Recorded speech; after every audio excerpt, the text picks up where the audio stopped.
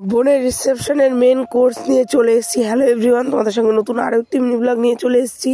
প্রথমেই দিল প্লেট এবং জল আর মেনু কার্ডটা, সে তোমরা দেখে নাও একটুখানি মেনু কার্ডে কী রয়েছে।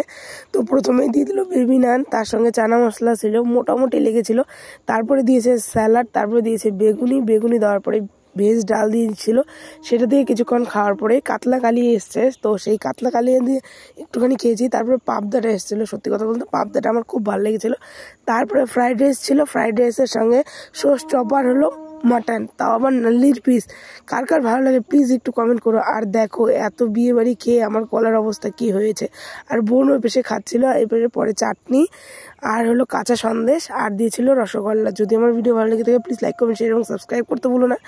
আর দেখো আমার গলার অবস্থা, এই যে পাকু একটু নাচ করছিল, সেটা একটু ভিডিও করে নিচ্ছিলাম। দেখা হচ্ছে অন্য কোনো ভিডিওতে, বা গলাটা ঠিক হওয়ার পর থেকে ভিডিও দিব, বা এটা